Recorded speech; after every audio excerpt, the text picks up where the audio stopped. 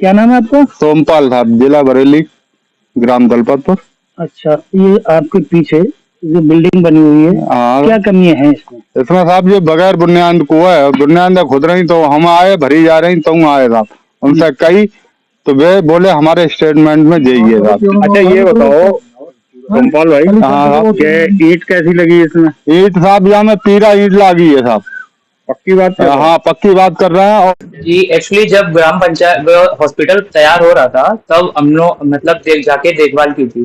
तब वहाँ पे जो बुनियाद भरी जा रही थी वो भी बहुत पीला ईट लगी हुई है। एक तो एक्चुअली जो मटेरियल लगा हुआ है वो भी बहुत मतलब अच्छी क्वालिटी का मटेरियल नहीं लगा हुआ है। अब वो क्या करा है उन लोगों ने, हमने जेई साहब को कंप्लेन की थी। जेई साहब ने हमें आश्वासन दिया कि मतलब हॉस्पिटल दोबारा तोड़वा के दोबारा बनवाएंगे।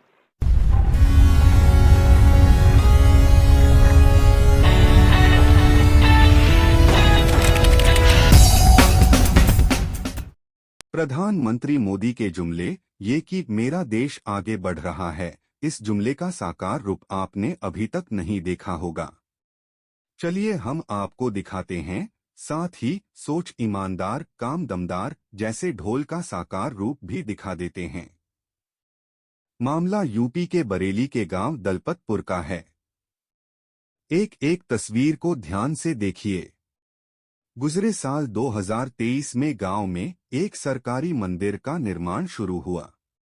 ये निर्माण नए गठित विभाग यानी उत्तर प्रदेश राज्य निर्माण एवं श्रम विभाग सहकारी संघ लिमिटेड की बरेली इकाई से कराया गया।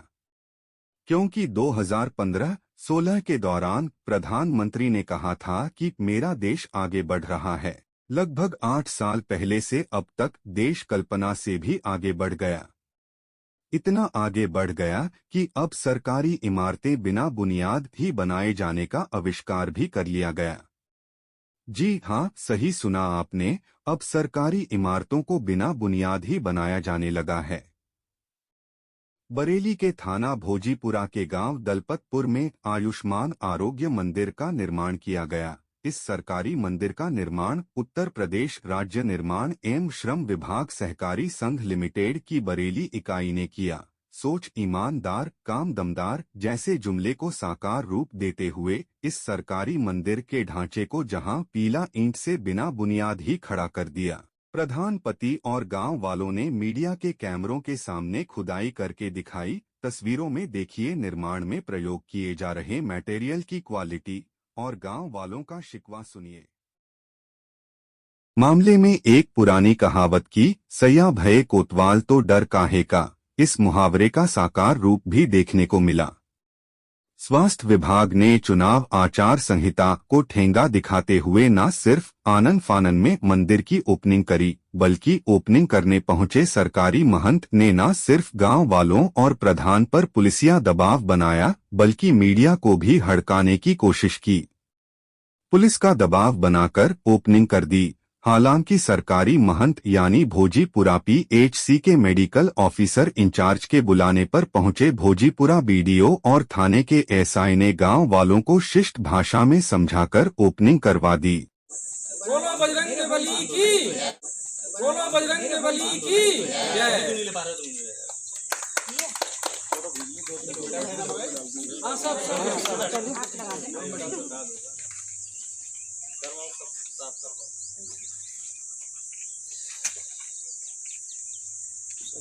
बाकी तो तुम अभी सबको जैसा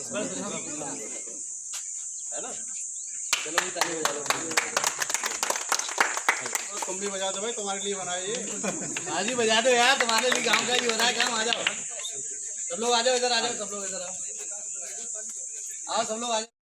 चूंकि ये ओपनिंग सरकारी पार्टी के कामों को चमकाने के लिए की गई, इसलिए ग्राम प्रधान के विरोध और गैर मौजूदगी में ही ओपनिंग कर दी। आपको बता दें कि यहाँ आचार संहिता का उल्लंघन लागू नहीं होगा। कर दूसरी तरफ मामले में ग्राम प्रधान भी पूरी तरह कटघरे में हैं, क्योंकि प्रधान ने निर्माण के दौरान किसी तरह की कहीं भी सूचना या शिकायत नहीं की। अब जबकि इमारत बन चुकी है, तब विरोध खुद में ही अटपटा है। मैडम क्या नाम है आपका? पुष्पा देवी। आप ग्राम प्रधान हैं? जी किस ग्राम पंचायत? जी ग्राम दलपतपुर। ग्राम दलपतपुर। अच्छा ये बताइए आपके ग्राम दलपतपुर में ही काफी एक आयुष्मान अस्पताल बन रहा है, जी जी उसकी हालत तो बहुत खराब है, मटेरियल कुछ दिख नहीं रहा है, अभी हमने बिल भी देखी है उसके। जी, एक्चुअली जब ग्राम पंचायत हॉस्पिटल तैयार हो रहा था तब हम लोग मतलब जाके देखभाल की थी। तब वहाँ पे जो बुनियाद भरी जा रही थी वो भी बहुत पीला ईट लगी हुई है। एक तो एक्चुअली जो मटेरियल लगा हुआ है वो भी बहुत मतलब अच्छी क्वालिटी का मटेरियल नहीं लगा हुआ है। अब वो क्या करा है उन लोगों ने, हमने जेई साहब को कंप्लेन की थी। जेई साहब ने हमें आश्वासन दिया कि मतलब हॉस्पिटल दोबारा तोड़वा के दोबारा बनवाएंगे। एक्चुअली क्या पूरा हॉस्पिटल रेडी हो चुका है, जिसमें बीम में सरिया भी बहुत पतली सूखती पड़ी हुई है और हॉस्पिटल। टीम आपने उनका बुनियाद देखी थी जी स्टार्टिंग में, जी जी तब आपने कंप्लेंट नहीं की? जी, फोटोज क्लिक करके हमने जेई साहब को कंप्लेन की थी। जेई साहब ने हमें आश्वासन दिया था कि आगे काम बढ़िया होगा। फिर कुछ टाइम बाद जो लेंटर पड़ा था तो लेंटर में थोड़ा बहुत ठीक हुआ था। लेकिन आप एक चीज बताइए, अगर उस बिल्डिंग के अगर बेस ही मजबूत नहीं होगा तो लेंटर कैसे प्रॉपर वर्क करेगा? जेई ने अगर नहीं सुना आपकी बात को, जी आपकी बात को टाल दिया जी या लापरवाही की, तो आपने वीडियो या तहसीलदार या एसडीएम या डीएम से किसी ने कंप्लेंट की? जी, एक्चुअली जेई सर ने हमको आश्वासन दिया था फुल कि ये हम ठीक करवा देंगे। तो सर जेई सर ने हमें जब फुल आश्वासन दिया था तो सर किससे कंप्लेंट? तो अब ये सुनने में आ रहा कल उसकी ओपनिंग है। जी, कल उसकी ओपनिंग है। अगर कल उसकी ओपनिंग कल 10 बजे ओपनिंग है। सर जेई सर ने आश्वासन ये भी दिया था कि हम उसे दोबारा तोड़ के बनवा देंगे। अगर सर बाय चांस अगर उसका बेस ही कमजोर है और बाय चांस कल सर लिंटर गिर सकता है तो जनमान की हानि हो सकती है। सर ये हमने जेई सर के लिए भी कंप्लेंट की थी, बट सर इस पर कोई एक्शन नहीं लिया गया। अब इसमें आप आगे कार्रवाई करेंगे? जी सर। अभी ओपनिंग के समय आपको इनवाइट किया जाएगा जी क्योंकि आप ग्राम प्रधान हैं। जी उस समय आपका रोल क्या होगा? जी सर, कंप्लेन करेंगे जेई सर से। बाकी ओपनिंग आपको उद्घाटन के समय बुलाया जाएगा। जी जी आप मौजूदा ग्राम प्रधान है, बिना प्रधान के तो उद्घाटन नहीं होगा। जी उस समय आपका रोल क्या होगा? सर, देख रेख मतलब कोई जनमन की हानि ना हो। जी, बिल्डिंग तो बेकार है। जी सर, बाकी सर आप कोशिश कर।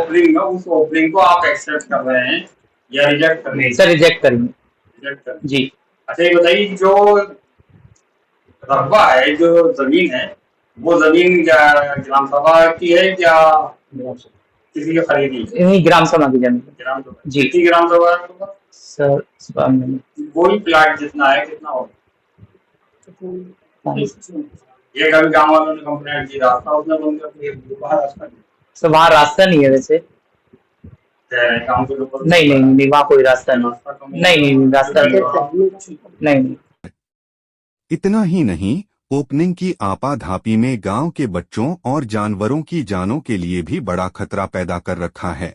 मंदिर में लगाए गए बिजली मीटर से निकले नंगे तार भी सिर्फ 4 फीट ऊंची बाउंड्री वाल से बाहर की तरफ लटका रखे हैं। अगर किसी बच्चे ने छू लिए या किसी जानवर ने छू लिए तो इसका जिम्मेदार कौन होगा?